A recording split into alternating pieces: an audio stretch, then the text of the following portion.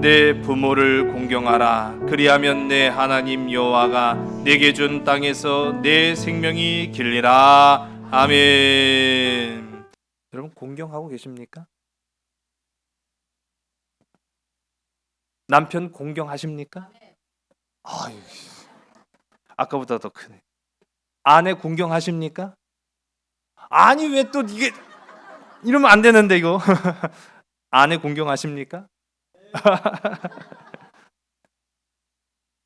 자녀는 뭐 그렇고 부모 공경하고 계십니까? 아멘 할 줄 알았더니 통계를 보니까요. 참 뭐 현실이라고 하는 거는 때로는 가슴 아픈 일이죠. 화면에 보시는 대한민국 인구 구조의 변화를 보면 1965년에 우리나라 전체 인구 분포도를 보면은 이렇게 삼각형이죠. 이 삼각형이라는 거는 젊은 세대가 많고 나이 든 세대가 적다라고 하는 그런 의미입니다. 그런데 1990년부터는 이게 약간 항아리 모양처럼 퍼지기 시작하더니만 1917년 에는 완전히 이제 우리가 뭐 상감, 청자 뭐 그렇게 보여지는 것처럼 그래프가 변화됐어요. 이 말인즉슨 젊은 세대는 적어졌고 나이 든 세대가 많아졌다라고 하는 그런 의미입니다. 우리나라 총 인구 가운데 65세 이상을 차지하는 비율이 18.4%. 이거 굉장히 충격적인 수치예요. 왜냐하면은 2017년에 조사할 때만 하더라도 14%가 안 됐거든요. 그런데 불과 몇 년 지나지 않은 이제 뭐 10년도 채 되지 않은 사이에 18.4%가 됐다라고 한다면은 이제 우리가 인구 절벽 시대로 들어갔다라고 하는 그 뉴스가 실감되는 바로 그때인 겁니다. 2026년에는 20%가 훌쩍 넘을 것으로 기대하고 있고요. 2060년에는 40%, 인구의 절반이 65세 이상이 될 것이다라고 하는 겁니다. 당장 눈앞에 이제 현실로 나타나는 현상이 바로 우리가 어르신들 또는 내 부모를 어떻게 부양할 것인가라고 하는 그런 문제에 우리가 이제 봉착했다라고 하는 거죠. 물론 우리 이전 세대에는 효를 굉장히 중요한 미덕으로 생각했기 때문에 부모 공양하기를 당연한 것으로 여겼으나 우리가 잘 아는 것처럼 오늘날에 개인주의가 자리 잡은 시대에 있어서는 효의 의미라고 하는 것은요 필수가 아닌 선택이 돼버리고 말았다는 거예요. 내가 내 부모를 모실 수도 있고 내가 내 부모를 모실 만한 형편이 안 된다. 그러면 부모님한테 얘기하는 거예요. 나 부모님 못 모십니다. 알아서 하십시오. 그렇게 되는 거죠. 자, 그런 삶 속에 오늘 우리가 함께 나누게 될 10계명 중에 다섯 번째 계명이죠. 우리 한번 따라해볼까요? 내 부모를 공경하라. 우리는 과연 공경하고 있는가? 우리가 함께 모인 이 말씀의 시간은요, 굉장히 고품격, 거룩의 시간입니다. 제가 다시 한번 말씀드리지만, 제가 단에서 드려지는 모든 말씀은 사람의 생각으로 된 것이 아니라 하나님의 성령의 음성으로 된 것임을 반드시 먼저 말씀을 드리는 거예요. 그 까닭이 있어요. 이 할머니들이, 할아버지들이 이렇게 제가 우리 이번에 마을 전도 다니면서 각 마을별로 9개 부랑 마을을 돌았잖아요. 어르신들이 이렇게 딱 모여 계십니다. 남자분들은 남자분들, 여자분들은 여자분들, 할머니, 할아버지 방이 이렇게 또 따로 있는데 거기 가면은 뭐 노상하는 게 모여서 이야기를 나누는 거죠. 어떤 얘기를 나눌까요? 자식 자랑, 자식 자랑, 하여튼 뭐 풍성한 이야기들이 있을 거예요. 한 할머니가 야, 나 간다. 그래서 어딜 가는가 하고 봤더니 우리 아들이 미국 구경시켜 준댄다. 아주 선포를 하고 가신 거예요. 우리 아들이 미국 구경하러 오라고 해서 나 간다. 그래가지고 이야, 얼마나 이 자랑이에요, 자랑. 그러니까 동네 어르신들이 이야, 잘 갔다 와라. 응? 좋은 구경하고 맛있는 거 먹고 그리고 와라. 그래갖고 한 일주일간 미국 구경하고 오셨어요.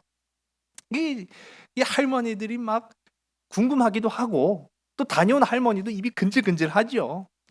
모여서 어디에 갔다 왔냐, 뭘 처먹었냐, 막 이렇게 막 물어보는데, 제가 말씀드렸죠. 고품격 말씀이라고. 예, 제가 사람의 생각으로 된 게 아니에요. 그래갖고 막 물어보니까 이 할머니가 막 두서없이 막 얘기를 하는데, 야, 미국에 갔더니 세상 천지에 그렇게 큰 성을 내가 본 적이 없다. 큰 성을 보고 왔다는 거예요. 예.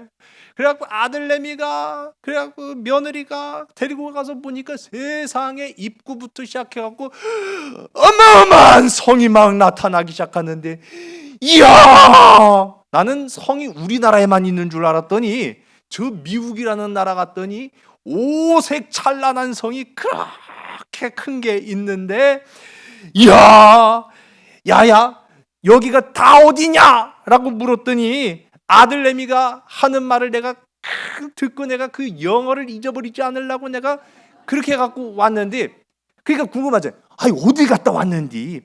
거기가 다 디질년들이요. 그 할머니들이 들으니까 이상하거든요. 어디라고? 거기가 다 디질년들이요. 어디라고? 디질년들이라니까. 디즈니랜드라는 곳을 갔다 오신 거예요. 거기 보면 어마어마한 성이 있거든요. 그러니까 이 할머니가, 야, 여기가 다 어디냐? 어머니, 여기가 바로 이 미국의 아주 유명한 놀이동산 디즈니랜드라는 거예요. 뭐 다 디질년이라고? 참 부모 공양한다라는 거는요, 참 기쁨이 있고 또 감사가 있는 일인 것 같아요. 우리 공경하는 저와 여러분, 우리 모두가 되기를 주님의 이름으로 간절히 소원합니다. 우선 우리가 이제 10계명 가운데 오늘 5번째 계명이잖아요.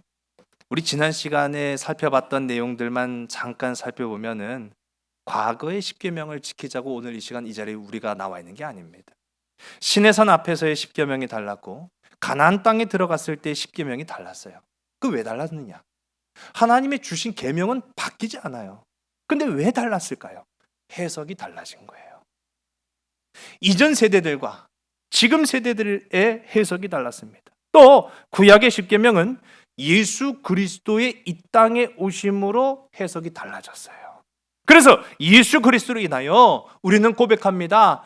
예수님의 오심으로 참된 창조가 되었고, 예수님의 오심으로 참된 평화가 되었고, 예수님의 오심으로 참된 안식이 이루어졌고, 예수님의 오심으로 참된 구원이 이루어졌다.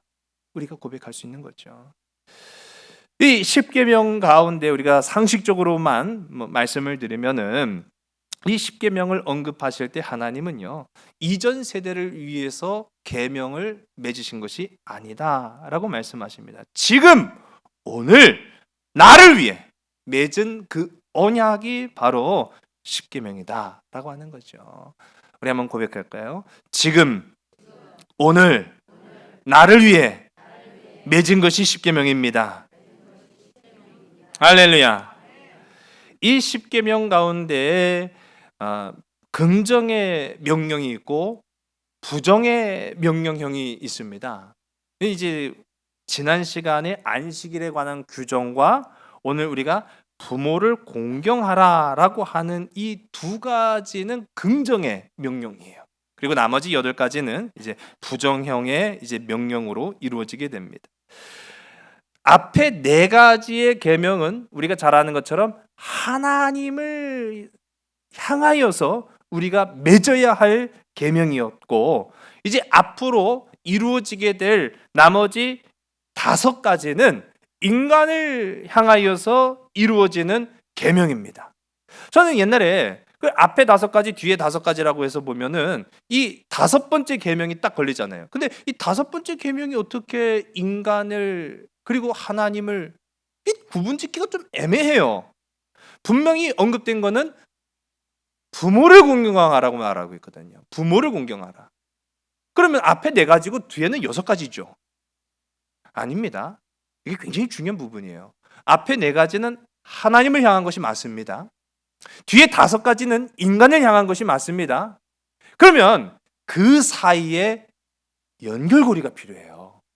하나님과 우리 사이에 연결고리가 바로 오늘 우리가 함께 나누는 5번째 계명인데, 이 5번째 계명을 보게 되면 분명히 언급되기는 부모를 공경하라고 있지만은 이 공경이라고 하는 단어가 상징하는 연결고리는 하나님과 우리 인간 사이의 연결고리였다라는 거예요. 쉽게 말하면 부모님을 공경하는 것이 곧 하나님을 공경하는 의미가 된다라는 겁니다. 그래서 굉장히 중요한 부분이라는 거죠. 이 연결고리를 놓치게 되면은요, 우리가 앞에 4가지 아무리 잘 지키려고 한다 할지라도 의미가 없어요. 여러분, 교회 잘 다니는 불효자가 하나님의 복을 받을 수 있겠습니까? No. 그렇지 않죠.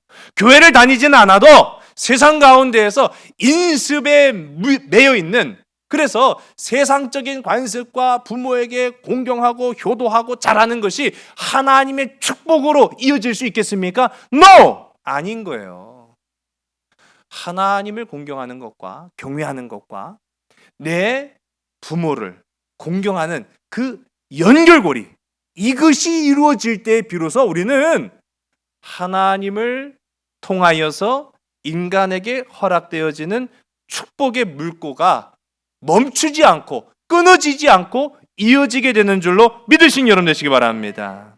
오늘 그 자리에 우리가 와 있는 거예요. 성경의 저자들한테 아버지와 아들의 관계가 얼마나 중요한 비유인가 하는 것은요, 두말할 필요가 없죠. 성경이 하나님과 이스라엘의 관계를 아버지와 아들의 관계로 묘사하는 것만 봐도 우리가 알 수가 있습니다. 여기서 아들이 아버지를 공경할 때 사용하는 말, 그게 오늘 우리가 함께 읽은 제목의 표현이에요. 우리 한번 따라 카바드. 카바드. 이 카바드라고 하는 것은요, 경외라고 하는 말로 이제 더 많이 성경에는 언급되어 있죠. 공경이라는 표현보다는 경외하라, 경외하라. 이게 다 누구를 향해서 하는 말이에요? 하나님이거든요. 경외라는 말은 유일하게 하나님을 향해서만 할 수 있는 표현입니다. 이게 인간사에 유일하게 적용되는 것은 부모밖에 없어요. 하나님에게만 속한 단어인 카바드가 인간에게 적용될 수 있는 유일한 적용점은 직장 상사도 아닙니다. 나에게 유익을 주는 사람도 아닙니다. 유익을 주는 사람한테 공경해봐 무슨 소용이 있어요? 유일하게 내 부모에게만 공경이라는 단어 카바드가 사용됐다라는 거예요. 카바드, 이제 우리로 치면은 효도라고 이제 말할 수 있는데 한번 적용해 봅시다. 우리 옆에 계신 분들한테 한번 이야기를 이렇게 해봐요. 아이고, 아이고, 대단한 효자 났네. 좋은 말이죠? 아니에요? 이상하다. 아니, 우리 효자라고 하는 표현이라는 것은 우리가 좋은 의미 아닙니까? 근데 이 어법상에 좀 그 차이가 있잖아요. 효자, 암흑의 효자야. 그러면은 저 사람 참 부모한테 잘하는구나. 그런데 우리가 이제 아이고 대단한 효자 났네. 그러면 이거 좀 뭔가 부정적인 의미가 되고 마는 거예요. 여러분 다시 한번 오늘 이 계명이 하나님을 향한 계명과 인간을 향한 그 계명 사이의 연결고리라는 것을 꼭 기억하시기 바랍니다. 그러니까 우리가 하나님을 향한 이 공경을 온전히 이루기 위해서는요, 이게 참된 공경이 이루어지는 것이지 아이고 대단한 효자 났네 라고 하는 것은요 그냥 일시적인, 그래서 외적인 것에 불과하다라는 것을 빈정되는 그런 말이죠. 내가 하나님을 날마다 막 사랑합니다 사랑합니다 사랑합니다 해봐야 이 10계명 가운데 5번째 계명인 넌 내 부모도 공경하지 않으면서 나를 사랑한다라고 말할 수 있니? 라고 하는 거예요. 자식에게 사랑을 쏟아내고 자식을 위하는 것은 어떻게 보면은 부모로서는 당연한 말입니다. 본능이죠. 그런데 이 어떻게 보면 유전자에 대한 보호 본능 또는 번식에 대한 이 본능이 우리한테는 있는 것 같아요. 그러니까 내리사랑이라는 것은요 당연한 것이에요. 그런데 부모에 대한 사랑은 의식적으로 하지 않으면 이게 자연스럽게 되기가 참 어려움을 봅니다. 그래서 성경은요 오늘 우리가 함께 읽은 이 말씀 가운데도 보지만 내 부모를 어떻게 하라고요?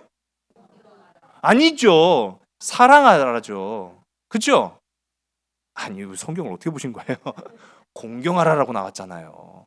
아니 당연히 내 부모를 공경하라가 아니라 내 부모를 사랑하라 그렇게 말했으면은 그렇게 하겠습니다. 그렇게 하는 건데 성경이 사랑하라고 언급하지 않고 공경하라라고 이제 이야기하고 있다는 거예요. 이 단어가 주는 의미를 잘 기억하시기 바랍니다. 아무리 부모를 사랑한들 네 자식만큼을 사랑할 수가 없어요. 그래서 성경은 부모를 대할 때 자식을 사랑하듯 사랑하라고 말하지 않습니다. 마치 하나님을 대하듯 해라. 하나님을 대하듯 하라는 의미로 공경, 가바드라고 이야기하고 있는 거예요. 사랑할 것입니까? 아니면 순종할 것입니까? 여러분, 이 두 가지 질문 앞에 우리는요, 사랑하시겠습니까? 아니면 순종하시겠습니까? 라고 하면 무엇이 더 쉬울까요? 그렇죠. 사랑하는 게 더 쉽지요. 내 사랑은요, 내 마음대로, 내 뜻대로, 내 생각대로 안 됩니다. 그러면 순종이 답입니다. 여러분, 오늘 이 시간 이 5번째 계명을 여러분들의 마음이 동할 때 지키려고 하지 마시고 하나님 명령하심에 순종하시기를 주의 이름으로 간절히 소원합니다. 부모 자식 간의 관계를 생각해 볼 법한 영화가 있어서 제가 잠깐 소개해 드리려고요. 보실 필요는 없어요. 참 불편한 영화예요. 아주 불쾌한 영화예요. 김양일 우리나라 감독인데요. 김양일 감독의 피와 뼈라는 옛날에 나온 영화입니다. 이 영화의 배경은요. 일제강점기 이후에 일본에서 살았던 제일조선인들의 삶을 파란만장하고 치열한 삶을 그리고 있는 영화입니다. 대가족이죠. 네. 이 한 가정이 주인공처럼 나오는데 이 피와 뼈의 영화에 나오는 주인공 김준평이라고 하는 이 화면 보시면 맨 가운데 란닝구 하나만 딱 입고 앉은 이 사람이 영화의 주인공이에요. 김준평. 이 김준평은요. 일찌감치 일본으로 건너와서 삽니다. 일제 강무정기를 다 지나고 거기서 그냥 정착하며 살아갑니다. 얼마나 많은 일본인들의 차별이 있었겠어요. 그러니까 그 차별 속에서 살아남기 위해 치열한 삶을 살아야만 했는데 그러한 이 생존 본능이 이 김준평에게 무엇으로 나타났느냐? 폭력성으로 나타난 거예요. 힘이에요. 나를 무시해? 그럼 응징하는 거예요. 그 응징의 대상은 나를 차별하는 일본 사람들뿐만 아니라 심지어는 이웃 그리고 가족이었습니다. 이 폭력의 대상이 가족이었어요. 이 생존 본능이 가족에게 폭력적으로 나타나니까 이 김중평이라는 사람은 폭력적인 남편이었고 폭력적인 아버지였어요. 그 주변 사람들한테도요. 눈물 한 방울만큼의 자비도 긍휼의 마음도 없이 그저 자신의 욕망을 위해서 살았던 사람이 바로 이 김준평이라는 사람이었어요.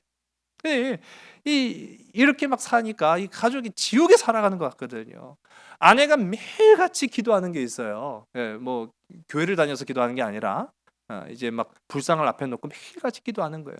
기도의 제목이 뭘까요? 내 남편 죽게 해달라고. 내 남편 죽게 해달라고 매일같이 기도하는 거예요. 죽여달라고 죽여달라고. 아이고 죽여달라고 죽여달라고 하는 게 기도 제목이에요. 얼마나 매를 맞았으면 그렇겠어요.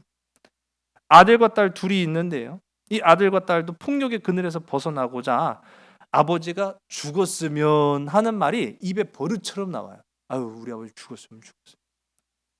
나중에 커서는요, 진짜 막 아버지를 죽이려고 칼을 들고 덤볐는데 되려 이 김준평한테 맞아 죽을 뻔했습니다.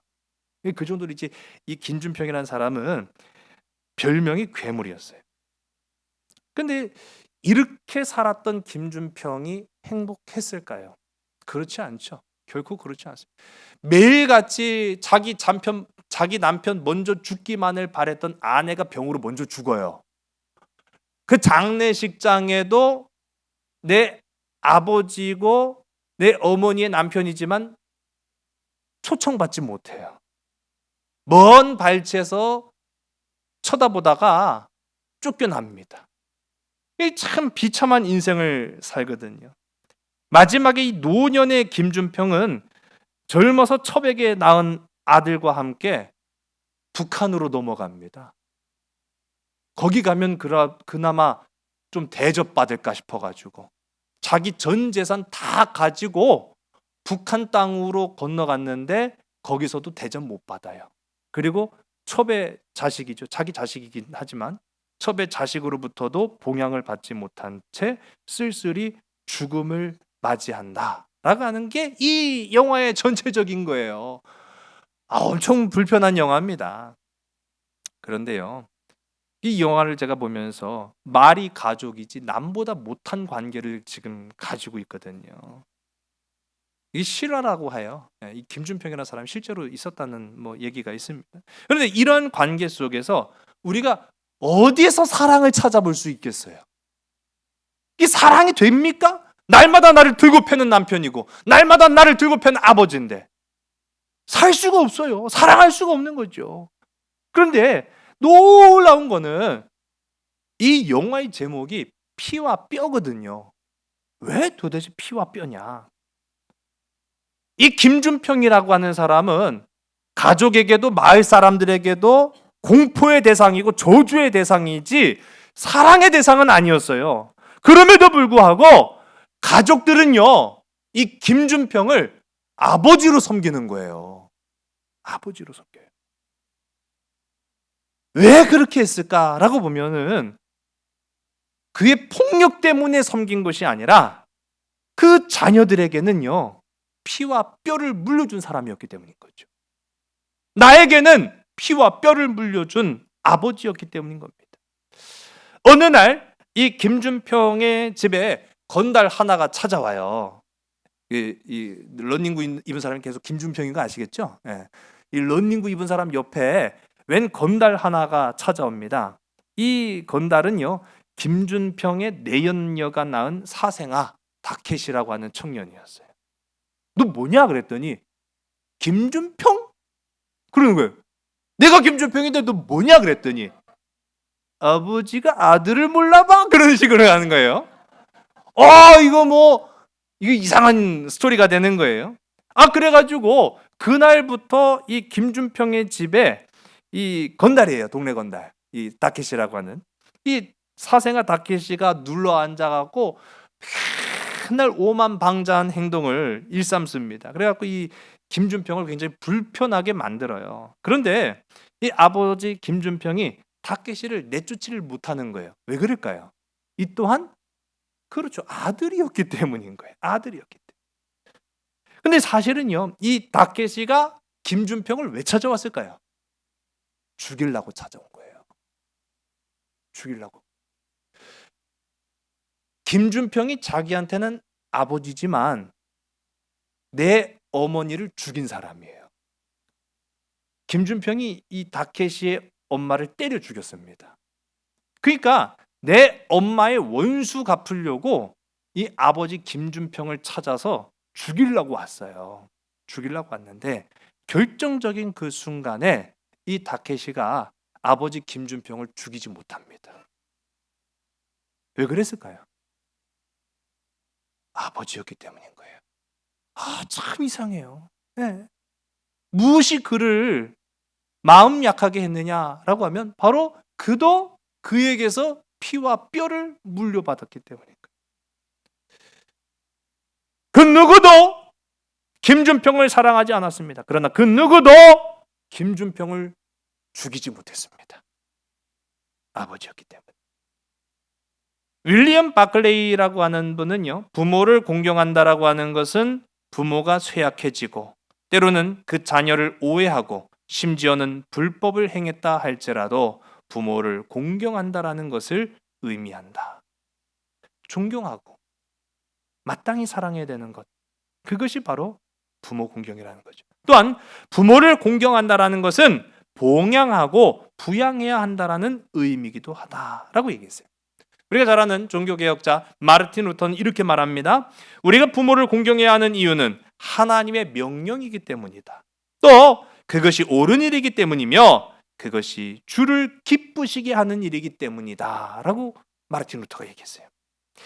그러면 이렇게 부모를 사랑할 수 없어도 공경하여 얻는 유익이 과연 무엇이냔 말이에요. 앞서 제가 말씀드렸던 이 영화의 상황처럼 모든 가족이 다 그렇게 극단적으로 치닫지는 않겠습니다만은 때로는 부모 공경을 할 수 없는, 부모를 사랑할 수 없는 지경에 이르렀다 할지라도 우리가 자녀로서 마땅히 부양해야 될 의무가 있는데, 그렇게 해서 공경하여 얻는 유익이 무엇이냐라고 했을 때 성경은 부모 공경에 대한 보상을 아주 비중 있게 오늘 말씀 가운데 언급하고 있다는 거예요. 축복이 첨가된 계명은 오늘 우리가 함께 읽은 이 말씀 속에 거의 유일합니다. 우리 12절의 말씀인데요, 오늘 우리가 함께 읽은 말씀 12절의 말씀이 있습니다. 시작. 내 부모를 공경하라. 그리하면 내 하나님 여호와가 내게 준 땅에서 내 생명이 길리라. 아멘. 하나님이 우리에게 명령하신 거예요. 내 부모를 공경하라. 어떻게 하라고요? 하나님을 공경하듯이 공경하면 내가 너에게 축복을 주리라. 에베소서 6장 2절과 3절의 말씀을 우리 화면을 보시고 함께 읽습니다. 내 아버지와 어머니를 공경하라. 이것은 약속이 있는 첫 계명이니 이로써 내가 잘되고 땅에서 장수하리라. 아멘. 특히 에베소서의 말씀을 보면은 그 축복의 약속의 첫 번째 복은 바로 내가 잘 되는 것이다 라고 하는 거예요. 여러분, 부모를 공경함으로 잘됨의 복을 받는, 하나님께서 잘됨의 형통의 길을 열어주는 저와 여러분 우리 모두가 되기를 주의 간절히 소원합니다. 이 계명의 독특한 이 확장 축복으로서의 내용을 보게 되면은 약간 이제 표현이 출애굽기, 신명기 그리고 에베소서 약간씩은 조금 다르게 표현이 되어 있거든요. 그런데 보면은 우리가 잘 알고 있는 것처럼 공통적인 게 하나 나타나요. 바로 장수의 복이 나타납니다. 장수의 복. 우리 잠언서 10장 27절의 말씀인데요, 우리 화면 보시고 함께 했습니다. 시작. 여호와를 경외하면 장수하느니라. 그러나 악인의 수명은 짧아지느니라. 아멘. 거의 대부분의 성경에서 장수는 그가 한 행위의 결과로서 필연적으로 수반되는 것이라는 걸 우리가 보면 알 수가 있어요. 그런데 즉 복 받을 만한 삶을 산 사람에게야 장수가 복이지, 그렇지 않은 사람, 악인에게는 장수가 복이 될 수도 없고 오래 산다고 해서 그것이 복일 수도 없다라고 말하고 있어요. 그리고 화면에 보시면은 이게 어디냐면은 저도 잘 몰라요.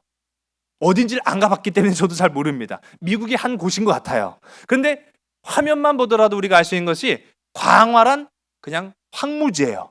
황무지에 건물들이 막 세워져 있는데 이 건물들 안을 비춰보면은 이렇습니다. 쾌적한 곳이죠. 어딜까요? 감옥입니다. 교도소예요. 교도소. 이곳은요, 미국에 있는 곳으로 ADX 플로렌스라고 하는 교도소인데 그냥 교도소가 아니라 미국 안에 최고 등급의 교도소입니다. 이 최고 등급의 보안 교도소는요, 그냥 일반적인 죄수가 가는 게 아니라 아주 극악무도한 범죄자 또는 테러리스트, 이런 사람들을 수감하는 곳이에요. 방을 보시면 알겠습니다만은 굉장히 넓지는 않아요. 그 방 하나에 침실, 세면대, 화장실 다 이제 구성이 되어 있기는 합니다. 가로 2m, 세로 3.7m, 책상 세면대 변기가 있고 샤워기도 있어서 씻을 수 있습니다. TV도 마련되어 있다고 합니다. 그러나 TV에는 흑백 TV가 있고 종교 방송만 나온다고 해요. 종교 방송만 나오고 창문도 굉장히 좁은 창문 하나가 나 있습니다. 그런데 중요한 건 뭐냐면 이 감옥에는 이 490개 동에 이게 490개의 방이 있는데 이 490개 방에는 한 명만 들어가는 거예요. 각 방마다 한 명씩만 들어갔는데 이 방에는 CCTV가 24시간 돌아갑니다. CCTV가 24시간 돌아가는 이유는 자살을 방지하기 위한 거예요. 내 마음대로 죽을 수도 없는 공간입니다. 여기서는 절대로 다른 사람과 대화를 할 수가 없습니다. 철저하게 고립된 채로 이곳에서 그 형기를 마칠 때까지 있는데 거의 대부분이 이곳에 수감된 사람들은 형량이 500년, 700년, 1000년 이런 사람들이에요. 죽어야만 나갈 수 있는 것이에요. 그러나 자살도 못해요. 내 마음대로 죽을 수가 없어요. 매일같이 자기 마음대로 할 수 있는 것이 하나도 없는 채 정신적인 고통 속에서 죽음을 기다리는 곳이 바로 이곳입니다. 여러분, 악인의 수명이 긴 것은 이곳에서는 지옥이나 다를 바가 없다라는 거예요. 여러분, 그러나 성경은 공경의 대가로 그 자녀가 받을 장수의 복은 다르다라고 이야기하고 있어요. 그 땅에서 하나님께서 허락하신 땅에서 장수할 것이다 라고 이야기합니다. 만약 여러분 땅은 있으나 그 땅에 살 사람이 없다고 한다면 그 땅이 무슨 소용이 있겠습니까? 사람은 있지만 허락된 땅이 없다고 한다면 그 사람에게 무슨 기쁨이 있겠습니까? 그러나 하나님은 부모를 하나님처럼 공경하는 자에게는 땅을 허락하여 주실 뿐만 아니라 그 땅이라는 것은요 여러 가지로 해석될 수 있지만은 우리가 이 땅 가운데 살아가는 조건과 환경까지도 다 포함하고 있다라는 사실을 기억하시기 바랍니다. 하나님이 책임져 주신다라는 거예요. 하나님이 보호하여 주신다라는 거예요. 하나님께서 그 복을 누리게 하신다라는 사실을 기억하는 저와 여러분 되기를 주의 이름으로 간절히 소원합니다. 성경은 부양할 의무가 있는 자녀들에게 그래서 내 부모를 사랑해라 라고 가르치지 않고 있습니다. 그런 말 해봐야 소용없기 때문이에요. 여러분, 지난 시간 우리가 함께 나누었던 이 네 번째 계명을 한번 고백해 볼까요? 시작. 안식일을 기억하여 거룩하게 지키라. 아멘. 다시 한번 말씀드리지만은요, 사람은요 가만 내비두면 절대로 안식하지 못합니다. 절대로 안식하지 못해요. 왜 안식 못할까요? 불안해서 못하는 거예요. 불안해서 못 쉬는 거예요. 쉬면 어떻게 될까봐 걱정되고 염려돼서 못 쉽니다. 그런데 하나님이 명령하셨어요. 이건 권유가 아니에요. 명령하신 거예요. 지켜라. 이 날은 내 날이기 때문에 나에게 속한 자녀들은 다 지키는 것이 법이다. 지켜라. 쉬어라. 멈추어라. 염려를 멈추고 걱정을 멈추고 불안을 멈추고 분노를 멈춰라. 여러분, 이 날은 멈추는 날인 줄로 믿으시기 바랍니다. 행동을 멈추라는 게 아니에요. 이거 행동 멈추라는 것 때문에 율법주의자들이 안식일에 기적을 베푸셨던 예수님을 손가락질했잖아요. 잘못한 거예요. 우리가 이렇게 하지 않으면 우리는 불안을 멈추지 못합니다. 걱정을 멈추지 못합니다. 염려를 멈추지 못합니다. 쉬지 못합니다. 스트레스 받습니다. 죽습니다. 그래서 하나님은 명령하신 거예요. 멈춰라. 여러분, 왜 이 명령이 중요한가라는 것을 제가 다시 한번 말씀드립니다. 사랑 중요하죠. 왜 그걸 하나님이 물으셨겠습니까? 그러나 내 부모를 사랑하라고 해봐야 할로만 하지 안 할로만 안 해요. 그러나 이게 명령이요 곧 법이 되면은 행합니다. 행해야 합니다. 우리는 그래서 순종하는 자의 길을 공경의 삶으로 살아간다라고 하는 것이죠. 내 부모를 공경하라. 우리 다시 한번 고백합시다. 내 부모를 공경하라. 이것이 하나님의 법입니다. 이것이 하나님의 명령입니다. 하고 안 하고의 문제가 아니라 순종해야 될 문제입니다. 공경하는 자에게만 깨달아지는 것이 있어요. 그것이 진실한 사랑이었다는 것을. 공경하는 자가 진실한 사랑을 압니다. 잠깐 불일 듯 일었다가 식어지는 거짓된 사랑이 아니라 공경하는 자에게만 참된 사랑이 무엇인지를 깨닫게 된다는 거예요. 참된 구원, 참된 안식, 참된 소망, 참된 기쁨이 되시는 주님이 우리에게 참된 사랑까지도 이렇게 알려주셨다는 거예요. 여러분, 참된 사랑으로 나아가는 부모를 공경하고 하나님을 경외할 수 있는 저와 여러분 우리 모두가 다 되기를 주의 이름 간절히 소원합니다. 기도하시겠습니다. 하나님, 오늘도 이렇게 아름다운 날 하나님을 경외하는 자들이 주 앞에 나와서 예배를 드립니다. 그러나 오늘 이 시간 우리에게 주신 하나님의 명령을 기억하기를, 내 부모를 하나님을 경외하듯 카바드 공경하게 하여 주시옵소서.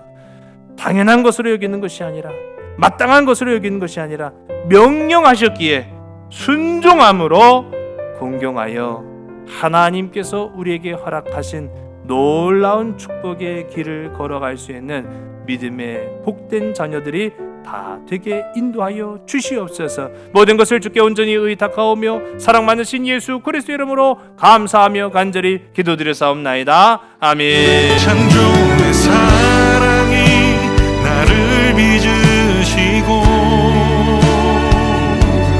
따스한 숨결 날 온전케 하네. 태초부터 영원토록 그 사랑 내 영혼 붙드시네.